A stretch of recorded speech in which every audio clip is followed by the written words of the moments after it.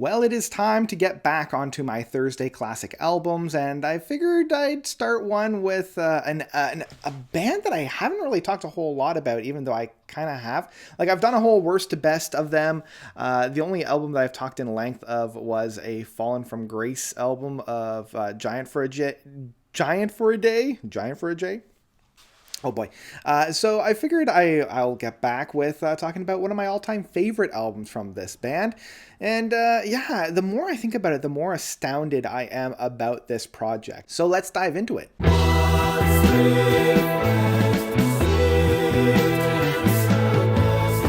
Three Friends by Gentle Giant. So, Gentle Giant, I don't think needs too much of an introduction at this point. I feel like they're the unsung heroes of progressive rock. You know, they're kind of in the same category that like Vandergraaf Generator is in. It's like those who know about them love them, but they're a little bit more of an acquired taste. Like they're not quite as accessible as like Pink Floyd or Genesis or Yes, and never really crossed the cultural and critical acclaims that like Emerson, Lake and Palmer or King Crimson would. But those who got into progressive rock really, really love Gentle Giant. They're quirky, they're strange, they're avant-garde without being completely unlistenable. And really, their first two albums are much more of like experimental rock than progressive rock. And it wasn't really until Three Friends and the follow-up of Octopus that they really started to dip their toes into the prog sphere properly.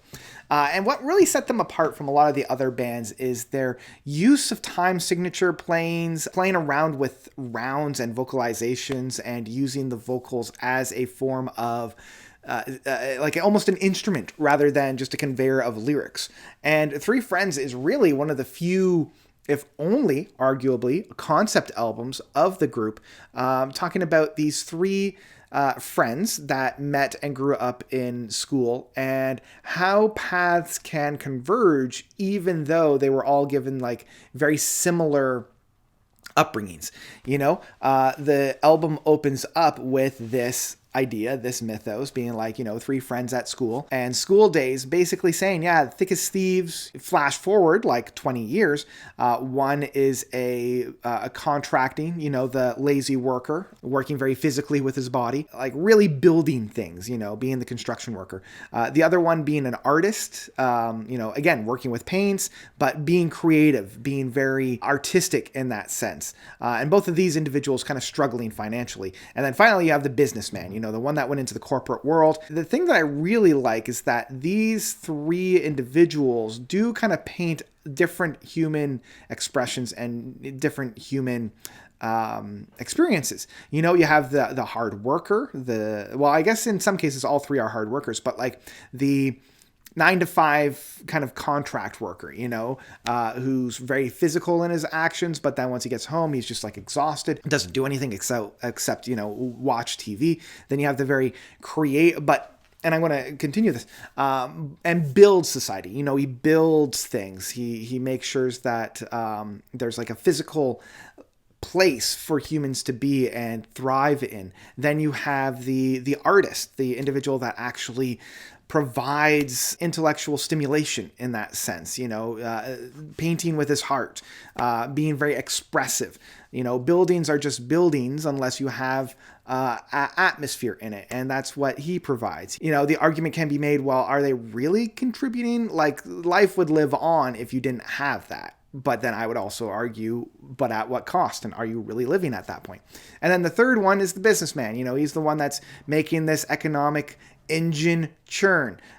He's the one that's making the money so that he's the one that can pay the artist and the contractor to work, to live and survive. And that's how our society has been built. All three, both envying, but also looking down on each other and their chosen profession. The businessman being like, well, here's this artist that's not really contributing to society. And here's this lazy worker that isn't really doing anything outside of just lifting hammers and nails.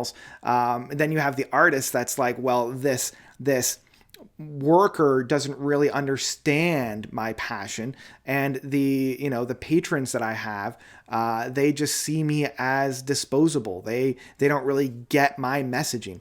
And then finally the worker is like, well, these guys look down on me even though I provide this essential service to society. And then at the end you have the big coming together song of these three friends drawn apart by circumstance and all fit within different layers of society.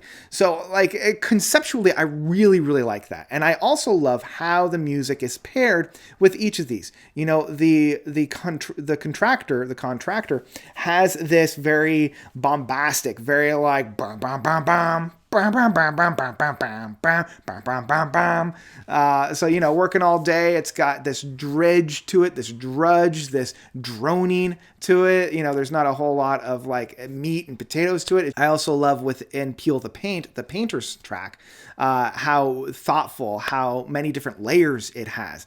It starts off very whimsical and very like you're painting on this brush and this canvas, and then suddenly inspiration strikes and you have all those emotions that are poured in, and that's when the track really does kind of explode in your face. You're just like, whoa, where did that come from? And then finally, the final track of the business worker, it's much more like, I don't want to say intellectual, but a lot more subtle in that case. Like there's a lot more interplays, a lot more sophistication within it. And again, I don't want to just paint with a broad brush about all that, but like there's a lot more intricacies within this final track that then bleeds into the play out of this track and this album.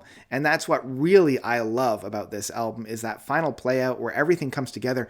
And it's that final idea that, alone, yeah, sure, these individuals aren't as special as they perceive themselves to be, but at the same time, they're a lot more special than the other two believe them to be. And it isn't until the three of them come together and work together that we have this beautiful crescendo of music. We have this beautiful blossom of expression that we have on here. You have the frameworks, the bare bones of the heavy worker, with the accents of the artist and the organization of the businessman. So all three together paint this beautiful crescendo at the end of the album. So yeah. I mean, Three Friends really does go on a very, very beautiful journey. And I love sitting down and really basking in the glow. And for me, it's how much the band has evolved just from their first two albums. Like, I really do love the self-titled debut album as well as Acquiring the Taste.